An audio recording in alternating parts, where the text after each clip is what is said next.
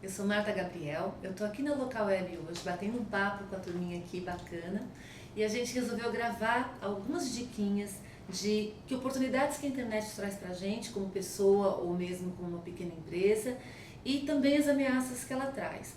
A gente tem bastante coisa bacana que a gente pode fazer e tem alguns cuidados. Então vamos falar primeiro dos cuidados. Vamos começar com medo, depois a gente fala um pouquinho mais das coisas bacanas que a gente pode fazer. O primeiro cuidado é de hiperexposição.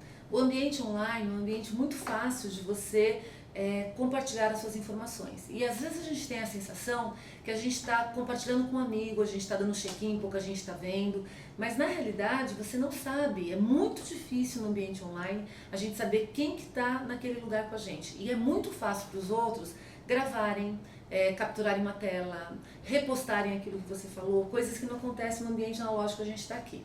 Então, normalmente, uma das coisas que eu sempre aconselho, que eu faço na minha vida, inclusive, é só poste aquilo que você tem certeza que é bom para você. Então, eu brinco que se hoje você não me conhece e você vai fazer qualquer ideia sobre mim, o que você vai fazer? Buscar meu nome na internet. Hoje tem mais de 1 bilhão de buscas na internet por nomes, todos os dias. As próprias pessoas buscam e também o mercado busca pelas pessoas, né? E o que acontece? Uma boa parte desses nomes, estatisticamente falando, tem informação ruim sobre ele, não tem informação nenhuma e pouquíssimos deles estão posicionados nos primeiros lugares do Google quando você faz a pesquisa e com coisa boa. Então o que eu falo? Eu não tenho como controlar o que vocês falam de mim, o que o mercado fala de mim, o que os outros postam sobre mim. Mas pelo menos o que eu posto, eu tenho como controlar. Então a dica número 1 é não se sabote. Coloque informações sobre você que acrescentem na sua imagem, na sua marca e jamais coloque alguma informação que pode ser prejudicial para você, mesmo no futuro. E se aquela informação você não sabe se vai ser boa ou não, não coloca. Isso vale para a empresa. Porque um dos problemas que as empresas têm na presença online são os rastros que os próprios funcionários deixam, ou informações que a gente vai deixando involuntariamente e que não são adequadas para a construção da imagem da empresa. Então, hiperexposição é a primeira delas. A segundo cuidado é ética. Antigamente, quando você não era ético, 3, 4 pessoas viam.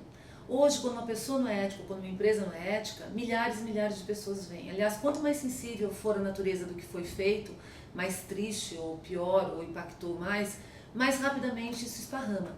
E o problema maior é, se você não sabe o que é ética, o que é moral, o que é privacidade, aqui você não sabe o que é moral, privacidade e ética lá.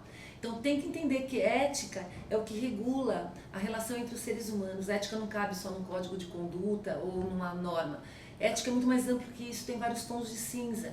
Então, para você agir na ética, você tem que estar o tempo todo pensando sobre ética. Então, eu sempre brinco com as pessoas assim, se você não tiver uma dúvida ética todo dia, você não vive pela ética. Por exemplo, eu estou aqui na Local Web, né?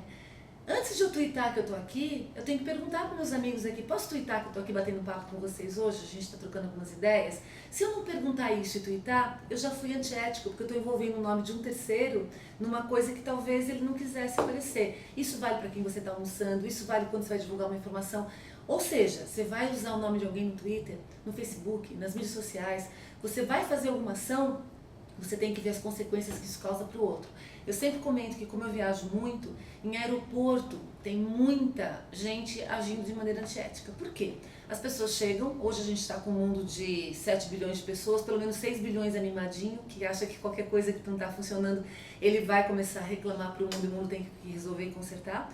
Só que às vezes ele está reclamando com a pessoa errada, ou ele está falando da pessoa errada. Então se você chega no aeroporto e tem uma fila grande numa companhia aérea, que você tem que fazer check-in, antes de você dar um fail, antes de você reclamar no Twitter, você tem que saber se a culpa é da companhia aérea, se não foi um vulcão, se não foi uma tempestade, se não foi o aeroporto que fechou. Então, antes de você fazer qualquer coisa nas redes sociais, você tem que ser ético e pensar no que isso impacta. Se você for, isso é uma das coisas que são regras de ouro para você alavancar relacionamento, portanto, a sua imagem na rede.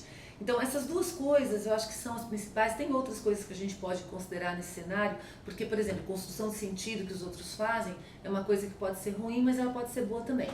Então, na parte de oportunidades, quais são as principais oportunidades que esse ambiente traz?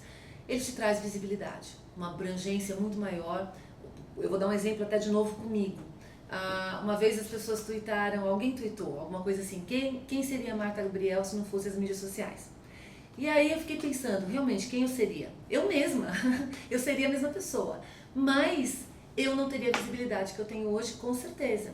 Então você pode ser o que você é, com a sua identidade, com a sua marca, com o seu conteúdo, mas esse ambiente propicia que as pessoas te vejam em vídeo, que as pessoas te ouçam, que as pessoas conversem com você, interajam em duas vias.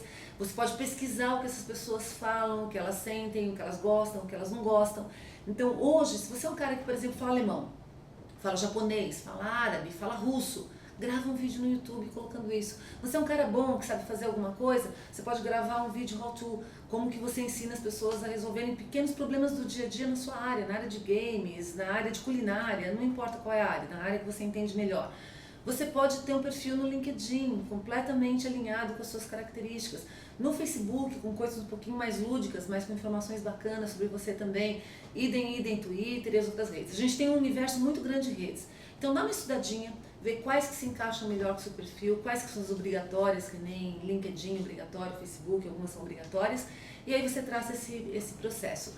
A última dicasinha, não mistura perfil pessoal com perfil profissional. Isso dá problema porque os públicos são diferentes, o seu amigo do peito não é o cara que quer saber da sua área de trabalho e vice-versa. É difícil você, a gente fala que privacidade, a definição oficial de privacidade é a revelação seletiva de informação. E para você construir marca, construir imagem, você tem que revelar as informações que são interessantes naquele momento. Então, por exemplo, quando você vai no clube, você não vai com a mesma roupa e não se comporta da mesma maneira de quando você vai na igreja ou quando você vai trabalhar. Então, quando você constrói os seus perfis, você tem que pensar nisso.